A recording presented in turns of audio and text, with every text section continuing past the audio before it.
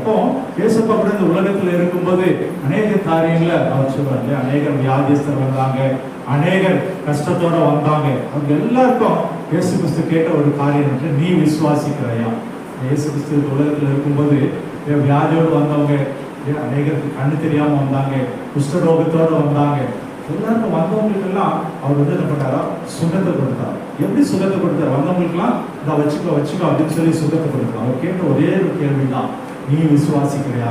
இந்த வியாதி உன்னை விட்டு போக விசுவாசிக்கிறியா அப்படின்னு சொல்லி கேட்டார். யாரெல்லாம் ஆமாண்டவரே நாம விசுவாசிக்கிறோம் அப்படின்னு சொன்னாங்களோ அவங்களுக்கு விடுதலை கிடைச்சது அப்படின்னு சொல்லியிருக்காங்க. இந்த நாளில கூட அந்த விசுவாசம் நமக்குள்ள காணப்படுது.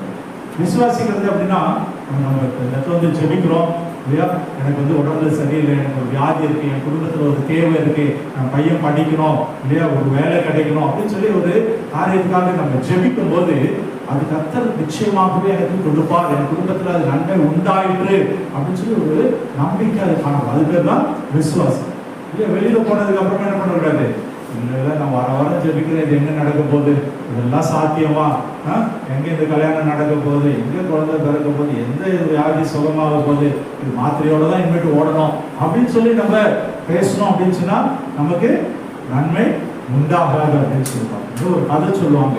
இந்த கதை சொல்ற காரியத்தை நீங்க பார்த்தீங்க அப்படின்னு சொன்னா, ஒரு காலத்துக்கு நல்ல வெயில் அடிச்சிச்சான் ஒரு ஊர்ல, மழையே வரலையா, வருஷக்கணக்கா மழையே வரலையா. அப்புறமா அந்த சர்ச்சில் இப்படி எல்லாம் வந்துட்டாங்க. பாஸ்டர் என்ன பண்ணாரு, நம்மளாம் ஜெபம் பண்ணுவோம். எதுக்காக ஜெபம் பண்ண போறோம்? மழை வரணும் அப்படின்னு சொல்லி ஜெபம் பண்ண போறோம் அப்படின்னு சொல்லி எல்லாரையும் வர சொன்னாங்களாம். எல்லாரும் என்ன பண்ணாங்க, வந்துட்டாங்க சர்ச்சுக்கு. காலைல 10 மணிக்கு வரணும் அப்படின்னா எல்லாரும் காலையில வந்துட்டாங்க. வந்து என்ன பண்றாங்களாம், ஜெபம் ஆரம்பிச்சாச்சு. எல்லாம் உற்சாகமா ஜெபிக்கிறாங்க. சபா எங்களுக்கு மழை வேணும் அப்படின்னு சொல்லி. நம்ம விசுவாசத்தோட ஜெபிச்சா மழை வருமா வராதா? ஆமாவா இல்லையா? மழையும் வந்துடுச்சு. ஆனா நடந்தது என்ன அப்படின்னு பாத்தீங்கன்னா, மழை ஊழி ஜபம் முடிஞ்சிச்சு, கதவு திறந்து பார்த்தா யாருமே வீட்டுக்கு போக முடியல. ஏன்னா ஜபம் பண்ண வந்தவங்க யாருமே கொடை எடுத்துருவாங்க.